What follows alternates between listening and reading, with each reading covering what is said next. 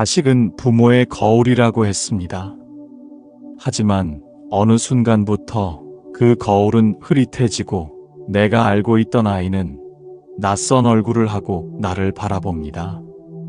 어릴 적엔 뭐든 잘 따르던 아이였는데 이제는 내 말에 눈길조차 피하며 같은 공간에 있어도 마음의 거리는 점점 멀어지는 느낌입니다. 그럴 때 부모의 마음엔 억울함과 답답함이 함께 밀려옵니다. 나는 너를 위해 최선을 다했는데 왜 이렇게까지 나를 힘들게 하니? 무슨 말을 해도 다 틀렸다고 하고 뭘 해줘도 부족하다고만 느끼는구나. 그 마음은 부모라면 누구나 겪는 통과 의례일지도 모릅니다. 그러나 부처님께서는 이런 상황을 다르게 바라보라고 말씀하셨습니다. 자식은 내 것 같지만 내 것이 아니니라. 그대의 품을 거쳐 이 세상에 온 인연일 뿐 그 삶의 길은 스스로 걸어야 하느니라. 부처님은 우리가 자식에게 느끼는 당연한 감정에 지혜의 거울을 들이대십니다. 내가 낳았으니, 내가 키웠으니 그 아이는 당연히 내 말에 따르고 내가 바라는 대로 살아야 한다고 믿는 마음. 그 마음이 바로 집착의 씨앗이 될 수 있다고 말입니다. 우리는 사랑이라 믿고 말하지만 그 속엔 놓지 못하는 마음이 숨어 있습니다. 그 집착은 결국 자식에게 무게가 되고 부모에게는 실망이라는 열매를 맺게 됩니다. 자식이 내 마음 같지 않다는 말은 사실 내 마음이 자식을 있는 그대로 바라보지 못하고 있다는 뜻입니다. 부처님께서는 말씀하셨습니다. 있는 그대로를 보지 못하는 마음이 괴로움을 만든다. 지금부터 우리는 이 괴로움의 뿌리를 따라가 보려 합니다. 왜 우리는 자식에게 그토록 민감하게 반응하는지, 왜 자식이 기대에 어긋날 때마다 상처받는지, 그리고 그 마음을 어떻게 내려놓고 다시 자식과 연결될 수 있는지, 부처님의 지혜 속에서 그 길을 찾아보겠습니다. 부모는 자식을 낳는 순간부터 기대라는 마음을 품습니다. 이 아이는 다치지 않고 잘 자라야지. 공부도 잘하고 착하게 커야지. 나처럼 고생하지 않고 살아야지. 그 마음은 따뜻한 사랑에서 비롯되었지만 시간이 흐를수록 그 사랑은 어느새 기대라는 이름의 조건을 달게 됩니다. 처음엔 작고 귀엽기만 했던 아이가 점점 자신의 의지를 드러내고 자신만의 생각을 말하기 시작하면 부모는 그 변화에 당황합니다. 왜 이렇게 말을 안 듣지? 왜 저렇게 고집이 세졌지? 내가 시키는 대로만 하면 안 되는 걸까? 하지만 부처님께서는 이렇게 말씀하십니다. 모든 존재는 자신의 인연을 따라 흐르나니 그 흐름을 거스르려는 자는 괴로움을 면치 못하리라. 자식은 부모의 소유물이 아닙니다. 자식은 부모의 삶을 대신 살아줄 존재도 아닙니다. 그 아이는 자신만의 업과 인연을 갖고 태어난 독립된 존재입니다. 그러므로 부모가 아무리 애써도 그 아이가 겪어야 할 일, 그 아이가 깨달아야 할 길을 대신 걸어줄 순 없습니다. 그러나 우리는 여전히 믿습니다. 내가 더 잘 아니까 가르쳐 줘야 해. 내가 먼저 살아봤으니까 충고해야 해.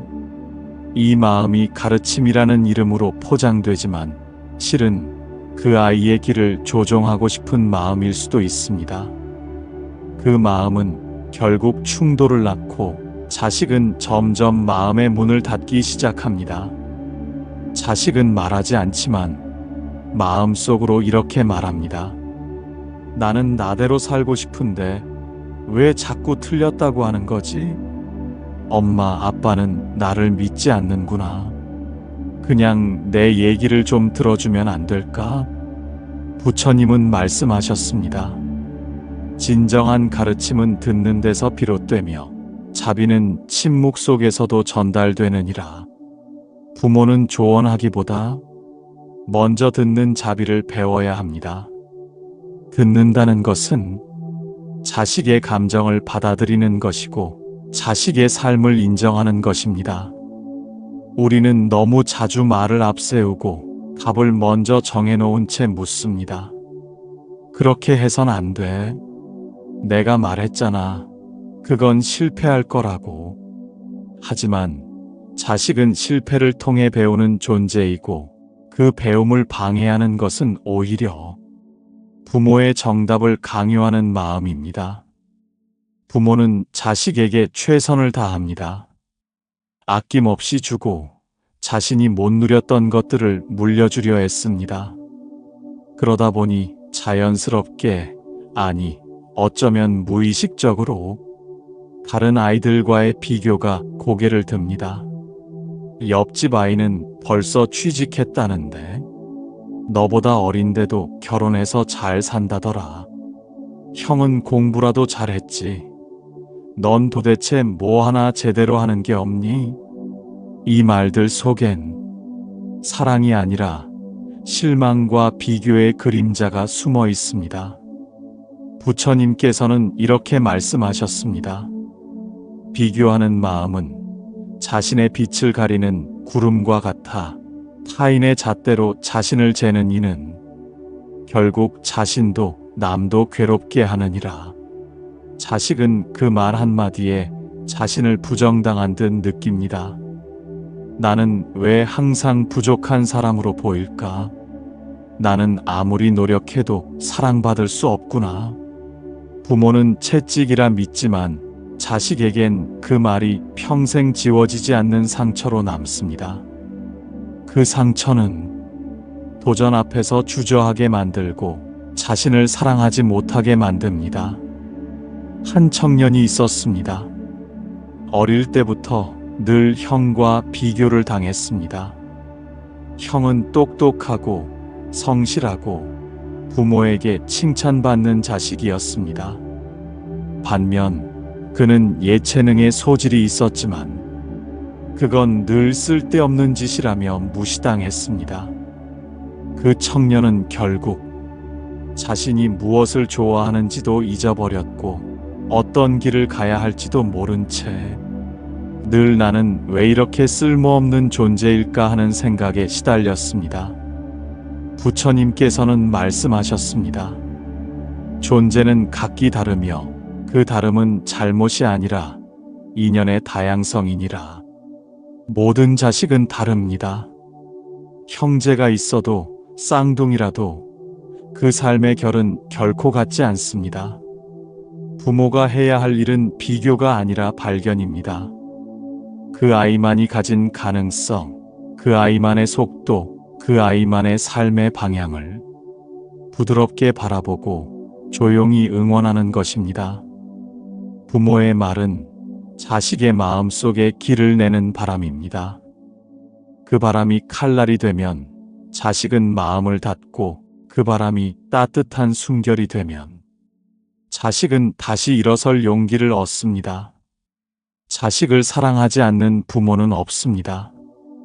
하지만 그 사랑이 언제나 신뢰를 품고 있는 것은 아닙니다. 내가 그걸 혼자 할 수 있겠어? 너는 매번 중간에 포기하잖아. 내가 보기에 그 길은 아닌 것 같다. 이런 말들은 겉으론 걱정처럼 보이지만 실은 자식을 신뢰하지 못하는 마음의 표현일 수 있습니다. 부처님께서는 이렇게 말씀하셨습니다. 의심은 마음의 불을 끄는 바람이요 신뢰는 어둠 속에 등불을 켜는 것이니라. 자식이 무언가를 하려 할 때 부모의 첫 반응이 걱정이 아니라 의심과 간섭이라면 자식은 시작도 하기 전에 마음을 닫아버립니다. 어차피 부모는 날 믿지 않잖아. 내가 뭘 해도 결국 그럴 줄 알았다고 할 거잖아. 이 생각은 자식의 내면에 자기불신이라는 그림자를 들이웁니다. 나는 부족한 사람이다. 나는 부모의 기대를 늘 어긋나는 사람이다. 나는 무엇을 해도 실패할 것이다. 그렇게 자식은 시도 자체를 두려워하게 됩니다. 실패가 무서운 게 아니라 실패한 나를 바라보는 부모의 실망한 눈빛이 더 무섭기 때문입니다. 부처님께서는 또 이렇게 말씀하셨습니다. 마음이 스스로를 부정할 때 그 마음은 모든 가능성의 문을 닫느니라. 부모의 신뢰는 자식에게 날개를 달아주는 일입니다. 날지 못하게 끌어내리는 것이 아니라 멀리 날 수 있도록 바라봐주는 것. 물론 부모로서 자식의 앞날이 걱정되는 것은 당연합니다. 하지만 그 걱정이 사랑이라는 이름으로 간섭과 의심으로 변하면 그 사랑은 자식에게 짐이 됩니다. 신뢰는 말로만 전해지지 않습니다. 나는 내 편이야. 내가 어떤 선택을 하든 나는 지켜보고 있어. 이런 따뜻한 믿음의 언어가 자식에게는 세상의 어떤 조언보다 더 큰 용기가 됩니다. 부모는 말없이 등을 토닥이는 사람이 되어야 합니다. 말없이 옆에 있어주는 사람, 넘어져도 다시 일어날 수 있도록 조용히 손 내밀어주는 사람. 어느 날부터 자식은 부모의 말을 듣지 않습니다. 고개를 돌리고 대꾸를 하지 않으며 대화를 시도해도 벽처럼 느껴집니다. 왜 이렇게 말이 안 통할까? 예전에는 이렇지 않았는데. 부모는 서운함을 느끼고 자식은 답답함을 느낍니다. 그 거리는 어느 날 갑자기 생긴 것이 아닙니다. 기대와 비교, 의심과 간섭이 조금씩, 아주 조금씩 마음의 벽을 쌓아온 결과입니다. 부처님께서는 말씀하셨습니다. 멀어진 마음은 강물처럼 흐르되 말이라는 다리가 없으면 다시는 만날 수 없느니라. 자식이 부모의 말을 거부하는 것은 반항이나 무례함만이 아닙니다. 오히려 그것은 더 이상 기대하지 않겠다는 포기, 어차피 안 들을 테니 말하지 않겠다는 단념일 수도 있습니다. 그 마음은 슬픕니다. 왜냐하면 그 아이는 여전히 부모의 인정과 사랑을 원하기 때문입니다. 하지만 받을 수 없다는 걸 배워버린 순간 마음을 닫아버립니다. 자식의 침묵은 반항이 아니라 상처의 껍질입니다. 부모의 말이 너무 아팠기에 이제는 그 말이 닿지 않도록 스스로를 가두는 것입니다. 부처님은 또 말씀하셨습니다. 침묵이 늘 평화를 뜻하진 않으며 때로는 슬픔이 길을 잃은 침묵으로 나타나느니라. 우리가 먼저 해야 할 일은 자식의 침묵을 깨려고 소리치는 것이 아닙니다. 그 침묵에 머무는 용기, 그 침묵을 이해하려는 자비의 눈이 필요합니다. 한 어머니가 있었습니다. 딸과의 관계가 점점 멀어졌고 아무리 말해도 대답하지 않는 딸을 보며 화가 나기도 하고 슬프기도 했습니다. 그러던 어느 날 어머니는 말하는 걸 멈추고 매일 딸의 방 앞에 쪽지를 놓기 시작했습니다. 오늘 하루 어땠니? 내가 웃는 얼굴이 그리워. 사랑한다. 몇 주가 지나고 딸은 처음으로 한 줄을 써서 쪽지를 돌려주었습니다. 나도 엄마한테 미안했어. 말은 그렇게 다시 닿기 시작했습니다. 멀어진 마음은 결코 큰 소리로 되돌릴 수 없습니다. 작은 진심, 작은 기다림이 가장 단단한 다리가 됩니다. 자식을 바꾸는 말은 없습니다. 다만 자식을 다시 바라보게 만드는 말은 있습니다. 그 말은 위에서 내리꽂히는 말이 아니라 눈높이를 맞추고 마음을 여는 자비의 언어입니다. 부처님께서는 이렇게 말씀하셨습니다. 말은 업이 되고 업은 인연이 되며 그 인연은 결국 내 삶으로 돌아오느니라. 우리가 자식에게 뱉는 말들은 사라지지 않습니다. 그 말은 자식의 마음에 씨앗처럼 남아 어느 날 생각지도 못한 방식으로 피어나기도 하고 때론 깊은 가시가 되어 아픔을 줍니다. 그렇다면 우리는 어떤 말을 건네야 할까요? 힘들었겠다. 내 마음 이해해보고 싶다. 괜찮아. 실수해도 돌아와도 나는 항상 여기 있어. 이 말들은 방향을 정해주는 말이 아닙니다. 대신 자식이 자신의 길을 걸을 수 있도록 중심을 잡아주는 말입니다. 한 아버지가 있었습니다. 오랜만에 고향을 찾은 아들은 직장을 옮겼다, 연애가 끝났다 하는 말들을 했습니다. 아버지는 무거운 침묵 끝에 이렇게 말했습니다. 나는 너한테 기대하지 않을게. 그냥 너라서 좋다. 아들은 울었습니다. 그 말은 그 어떤 조언보다도 자기를 온전히 바라봐준 말이었기 때문입니다. 부처님께서는 말씀하셨습니다. 자비는 판단을 멈추는 것에서 시작되며 수용은 사랑의 첫걸음이니라.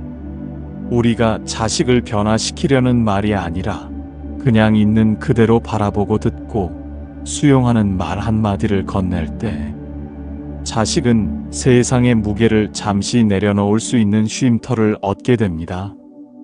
자식에게 필요한 것은 성공에 대한 압박이 아니라 실패해도 돌아올 수 있는 마음의 자리입니다. 그 자리를 만들어주는 것이 부모가 줄 수 있는 가장 큰 선물, 그리고 가장 깊은 사랑입니다. 부모는 자식을 사랑합니다.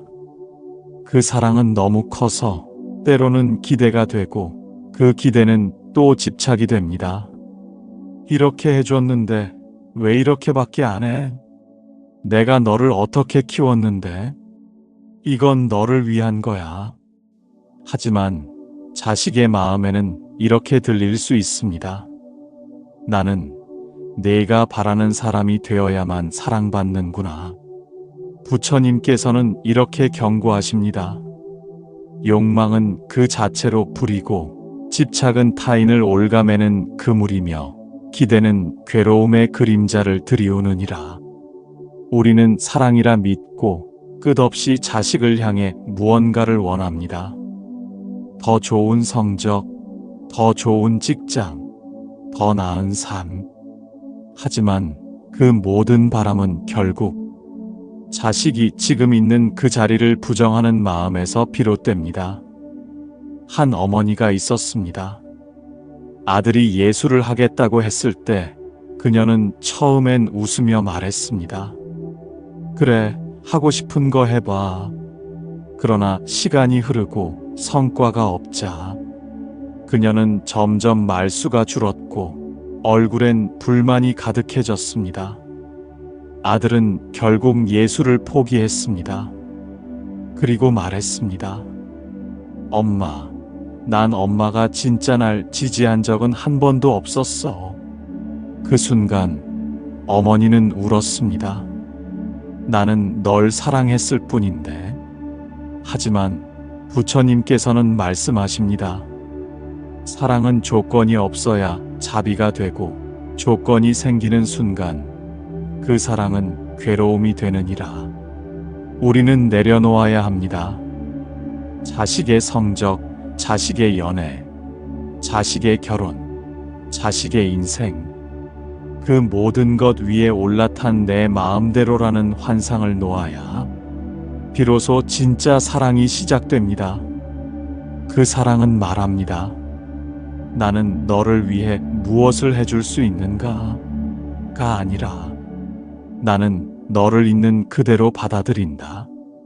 자식을 위한 기도는 그 아이가 내 뜻대로 되게 해달라는 것이 아니라 그 아이가 자기 삶을 온전히 살아갈 수 있도록 지혜와 용기를 달라는 것이어야 합니다. 부처님께서는 또 말씀하셨습니다.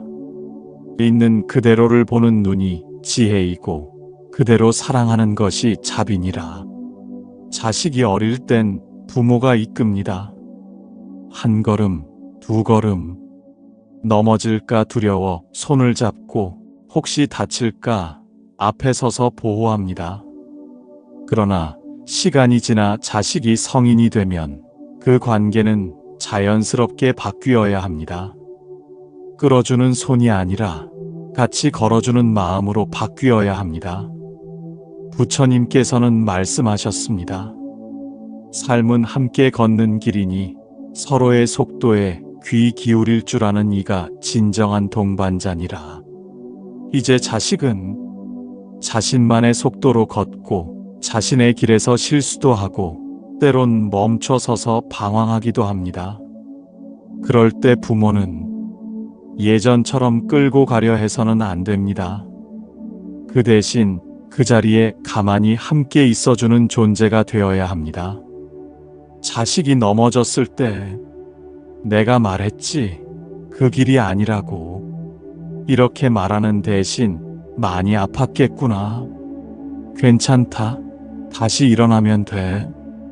이렇게 말할 수 있는 사람이 되어야 합니다. 한 노부부가 있었습니다.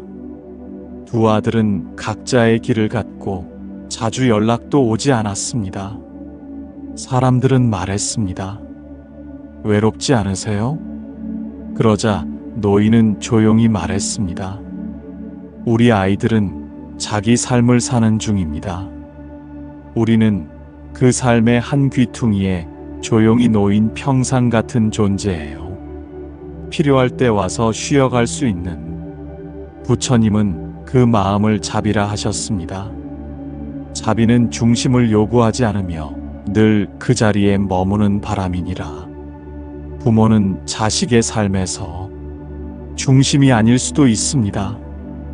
하지만 늘 그 자리에 있는 바람 같은 존재가 될 수 있습니다. 보이지 않지만 그 존재만으로도 마음이 놓이는 사람. 그것이 성인이 된 자식에게 부모가 되어줄 수 있는 가장 든든한 자리가 아닐까요? 자식의 인생은 부모의 인생과 다릅니다. 하지만 그 길 위에 늘 함께 걷는 마음이 있다면 그것으로 충분합니다. 부모가 자식을 위해 할 수 있는 일은 생각보다 많지 않습니다. 태어날 때부터 함께했던 그 아이는 언젠가 부모의 손을 놓고 자신의 길을 떠납니다. 그 길에서 울기도 하고 넘어지기도 하고 때로는 길을 잃고 방황하기도 합니다. 그때 부모가 할 수 있는 건 무언가를 해주는 것이 아니라 그저 그 자리에 있어주는 것입니다. 부처님께서는 말씀하셨습니다. 머무는 자리가 곧 자비가 되며 묵묵한 기다림이 곧 사랑이 되느니라. 자식은 언제나 부모에게 돌아올 수 있어야 합니다. 성공했을 때만이 아니라 실패했을 때도, 자신이 자랑스러울 때만이 아니라 부끄러울 때도 부모의 품은 조건 없이 돌아올 수 있는 마음의 고향이어야 합니다. 한 스님이 말했습니다. 자식을 키운다는 건 결국 그 아이가 나 없이도 살아갈 수 있도록 내 마음을 놓아주는 수행입니다. 그 수행은 쉽지 않습니다. 자식을 향한 기대, 걱정, 욕심, 후회, 그 모든 감정을 내려놓는다는 건 내 한 조각을 내려놓는 일과 같으니까요. 하지만 부처님은 말씀하셨습니다. 내려놓음은 잃는 것이 아니라 온전히 바라볼 수 있는 시작이니라. 우리가 자식에게 주어야 할 것은 정답이 아닙니다. 방향도 아닙니다. 그저 존재 자체를 인정하는 시선, 그 시선 안에서 편안해지는 사랑입니다. 자식이 내 마음 같지 않을 때, 자식이 내 기대와 다를 때, 그때야말로 부모로서 가장 큰 자비의 수행이 시작되는 순간입니다. 그리고 그 수행의 끝에서 우리는 이렇게 말할 수 있어야 합니다. 너는 너대로 살아라. 나는 그 길을 멀리서 따뜻하게 지켜보겠다. 언제든 돌아와도 괜찮은 자리를 나는 지키고 있을 테니. 이것이 부처님이 말씀하신 참된 사랑, 조건 없는 자비의 인연입니다. 당신이 그 사랑을 품고 자식과 다시 마주할 수 있기를 바랍니다. 여러분의 지친 마음에 부처님의 말씀이 작은 위로가 되길 바랍니다. 앞으로도 고요한 지혜와 자비의 이야기를 차분히 전해드리겠습니다. 이 영상이 마음에 닿으셨다면 좋아요와 구독으로 따뜻한 응원을 보내주세요. 여러분의 그 마음이 저에게는 큰 힘이 됩니다. 당신과 당신의 자녀의 삶에 항상 평안과 자비가 머물기를 기원합니다. 고맙습니다.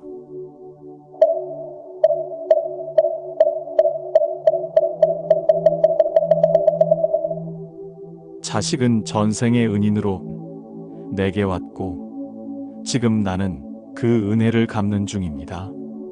아무런 바람 없이 희생하더라도 그것은 공덕이 되고 전혀 아깝지 않은 인연입니다. 그대여 이 세상에서 가장 깊은 인연은 무엇이라 생각하십니까? 부부입니까? 친구입니까? 아니면 부모와 자식일까요? 많은 이들이 말합니다. 자식은 내 몸에서 태어난 존재이니 가장 가까운 인연이라 여긴다고요. 하지만 정작 가장 힘들고 마음이 복잡한 관계도 바로 그 자식과의 인연이 아닐까요? 마음을 다해 키웠건만 자식은 내 뜻대로 움직이지 않습니다.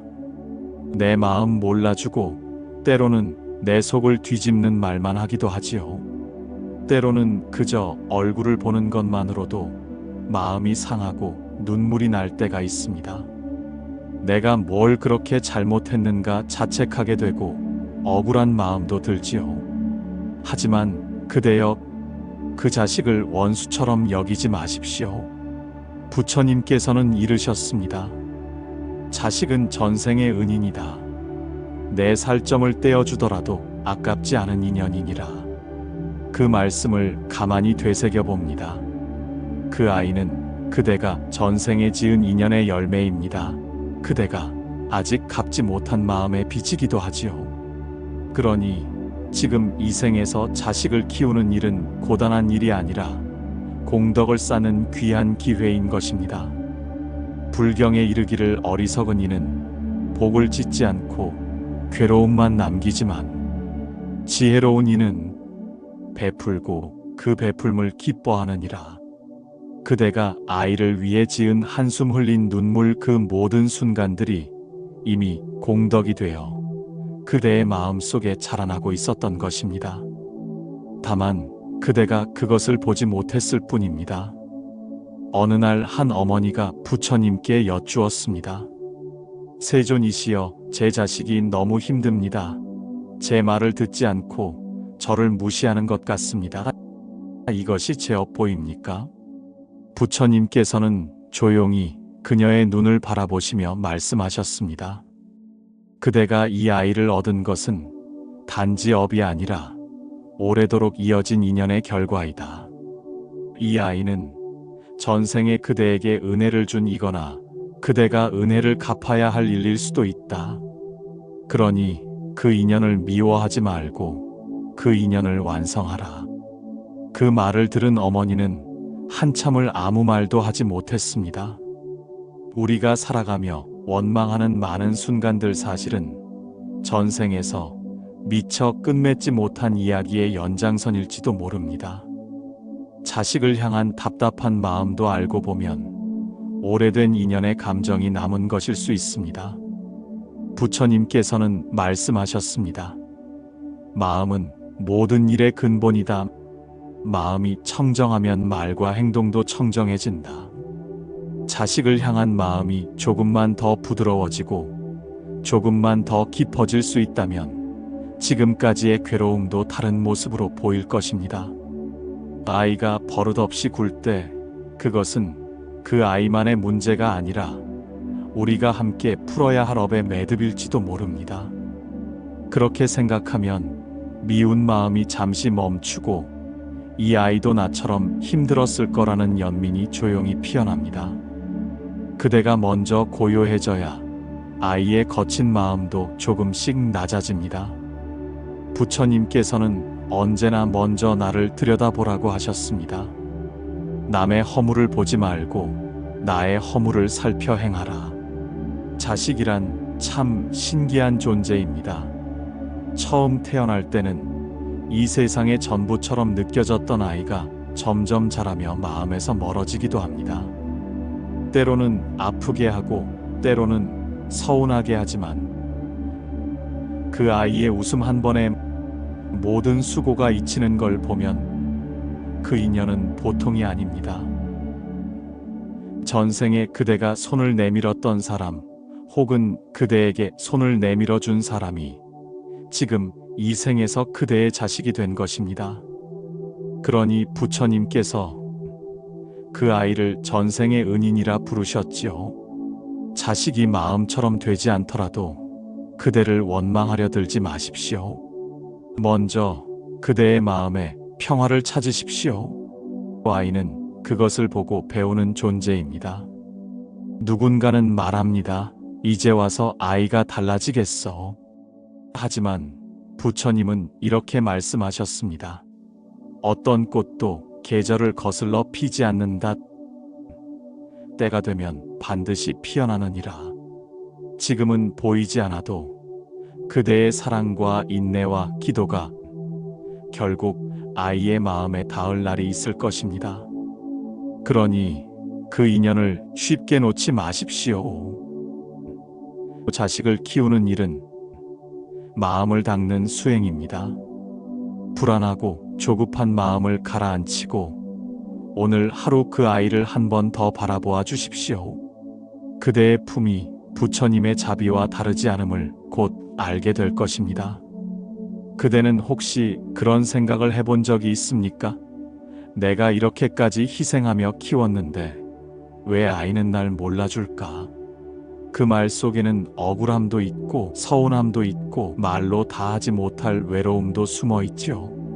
하지만 그대여, 그 어긋남조차도 인연의 일부라는 걸 부처님은 아셨습니다. 그래서 말씀하셨지요. 남이 나를 이해하기 전에 내가 먼저 그를 이해하려 하라. 자식을 향한 마음도 마찬가지입니다. 그 아이가 나를 몰라주더라도 나는 그 아이의 짐을 먼저 들여다보려는 노력이 바로 자비심의 시작입니다.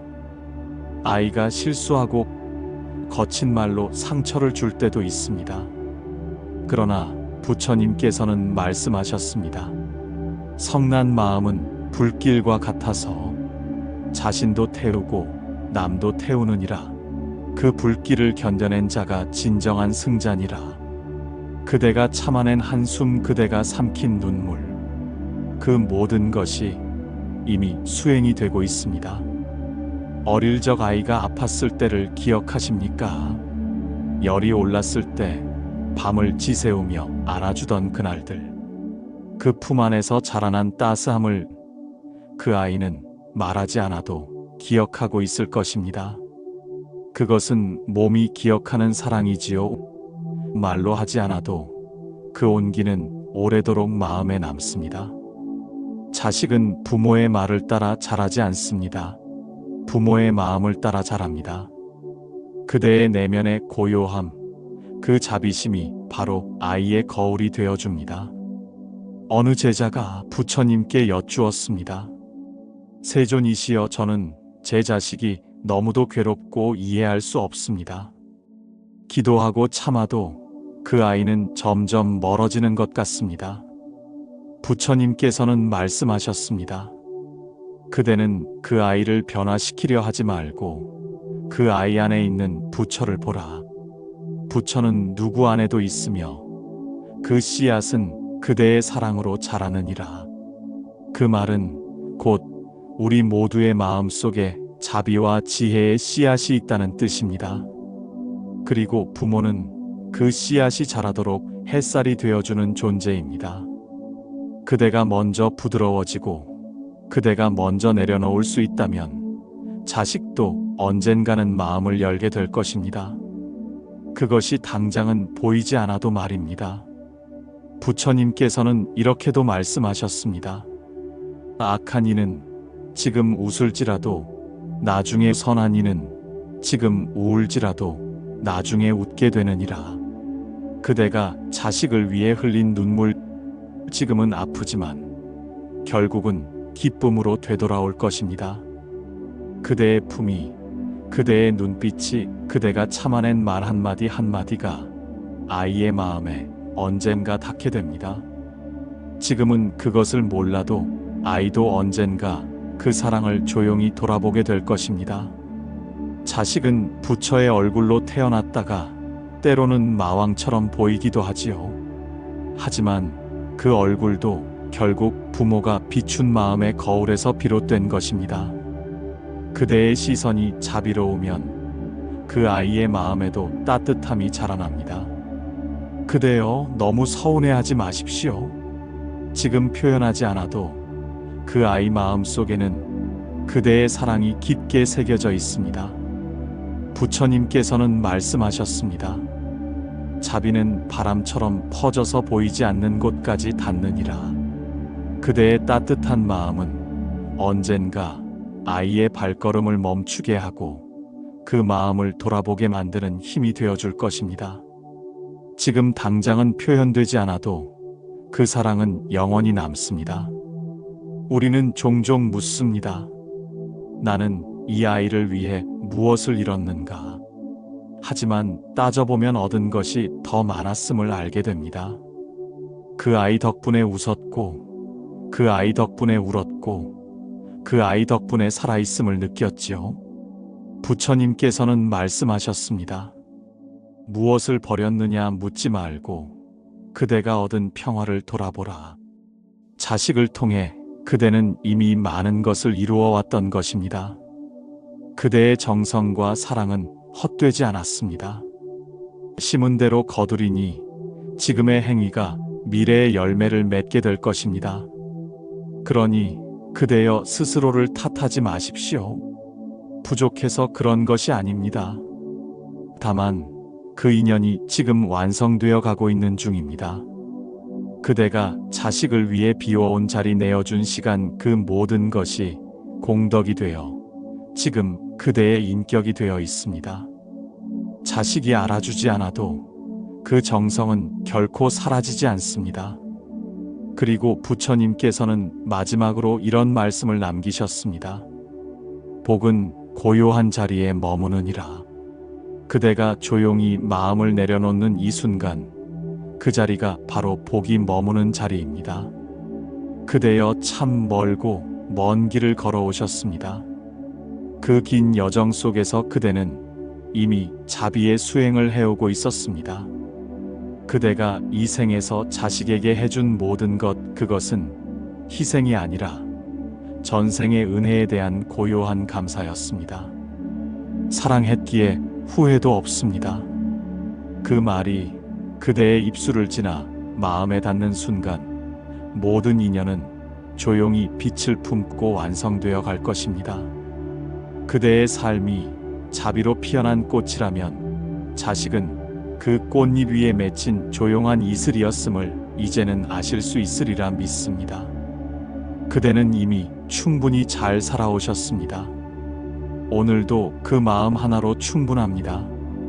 여러분의 지친 마음에 부처님의 말씀이 작은 위로가 되길 바랍니다. 앞으로도 고요한 지혜와 자비의 이야기를 차분히 전해드리겠습니다. 이 영상이 마음에 닿으셨다면 좋아요, 구독으로 따뜻한 응원을 보내주세요. 여러분의 그 마음이 저에게는 큰 힘이 됩니다. 당신과 당신의 자녀의 삶에 항상 평안과 자비가 머물기를 기원합니다. 고맙습니다.